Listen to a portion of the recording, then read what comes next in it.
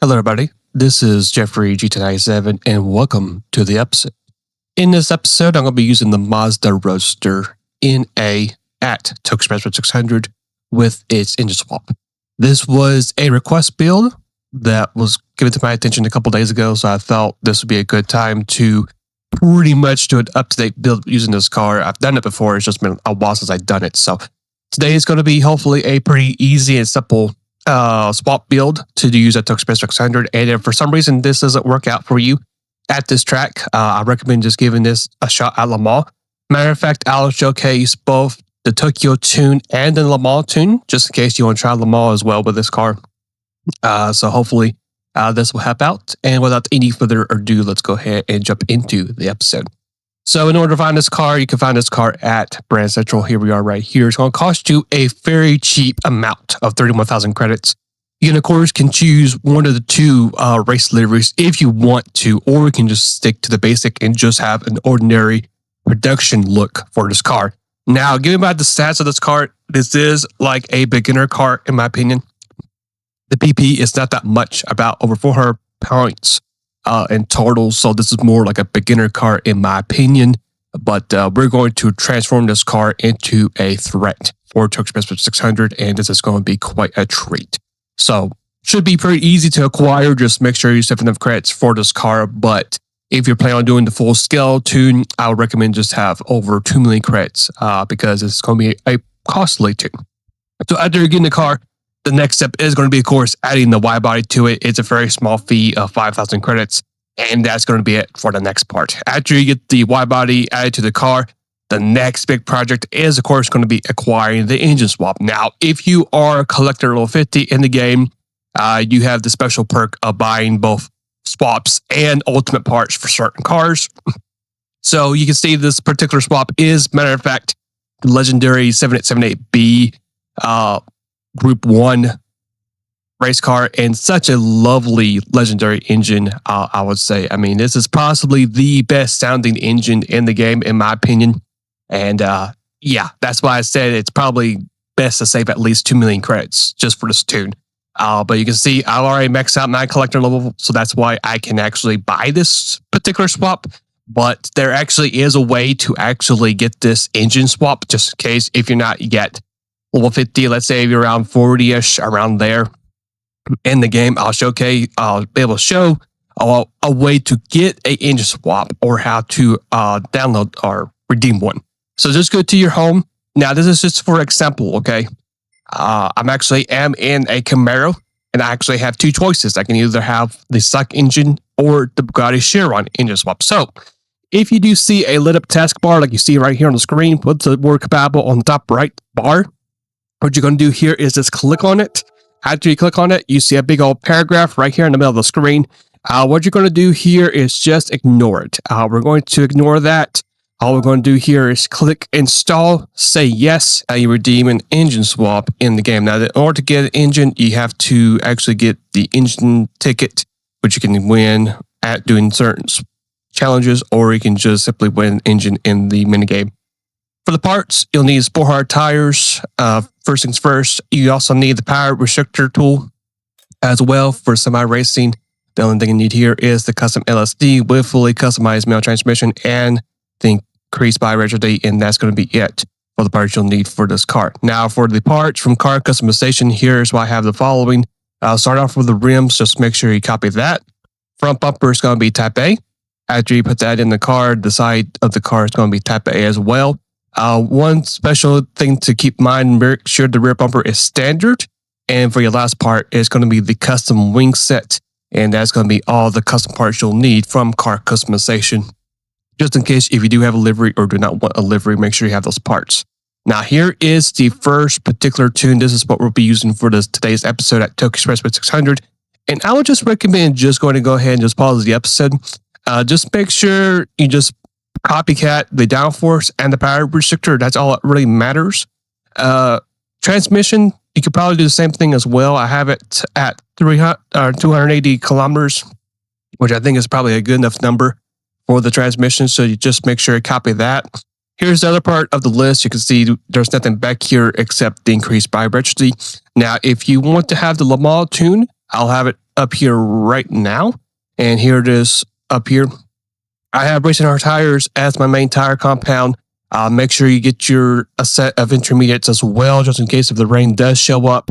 And just pretty much copy the rest of that, and you should be good to go for that particular tune as well. So after we get our parts together for Took Express 600, let's go ahead and see what this car can do at this race. Now, this car is going to be a pretty big game changer, given the fact that you don't have to worry about making a pit stop, which is going to be a big plus in this run. Just by skipping the pit stop, that's going to give you a huge advantage. Now, the surprisingly about this car is giving back the horsepower and the power we have for this car, plus the way it handles. It's going to be a little bit on the oversteery side, but one thing I could tell that the car actually does have a good grip, especially in the front of the car, so it actually does turn pretty nicely. But like I said before, it's going to be a little bit on the loose side. So I guess the downside to this car is that even though if it does have close to 500 plus horsepower, given that we do have the manual transmission inside of this transmission, not going to be the best for acceleration. It's going to struggle a little bit on the acceleration. Top speed isn't too bad either. It's going to be about the low 190s, so your speed is good. I think just the fact that the car is a little bit on the loose side, and given that it's a natural aspirated, it's going to not really give it that much of a push compared to other builds. I mean, you can see the distance between ourselves and the other group. We're not quite as close to that group as I would like for us to be in this race. But at least the handling is good for the car. And so it's not necessarily not that bad, but I was hoping a little bit more pace, to be honest, given that we have the engine swap for this car. But apart from that, if you just basically keep the car clean and don't make any mistakes, you should be okay for this race. Well, the other thing I forgot to mention too was the brakes. You had to brake a little bit early too in this car. So just take into consideration. At least the good part about this car, it actually does have a nice turn in, especially in that very tricky last corner. You'll just have to be pretty careful whenever you get back to the power. Otherwise, if you get back to the power too early, or if you don't really, not that careful adjusting your throttle output into the corner, the car will be very easily will spin out. So apart from that, first lap isn't too bad. 222, 6th place. Just honestly was hoping something a bit more into that run. Now fast forward to lap 6, and yes, it did took us that long to actually catch up and pretty much make a move for the lead. You can see the pace hit a couple of 211s, 210s. So this car really isn't really much of a miracle maker in this race, unfortunately. But we are going to take the lead away from the GTR, and from that point on, we're going to keep the lead and run away from it. Fast forward to lap 8. It's going to be our official lap to do our hot lap on this track. So I would recommend you just stay behind for this lap, see what the car can do, and I'll be right back to finish up the rest of this race.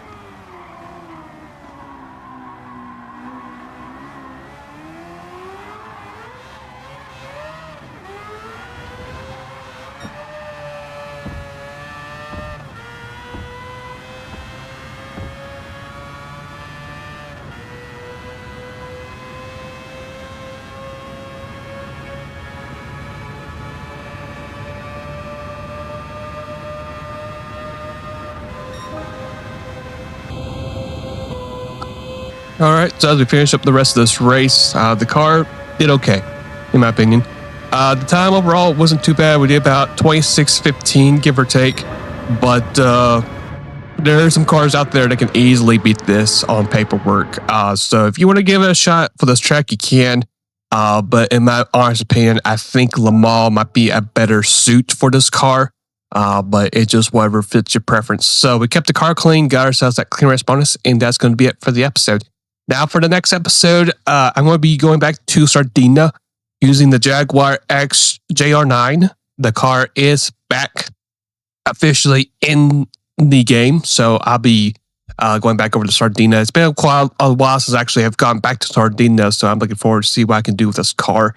Do you have a more up-to-date build and see if we can actually improve from our last run in the game? So hopefully this particular tune helps out. Hopefully the Le Mans setup helps as well.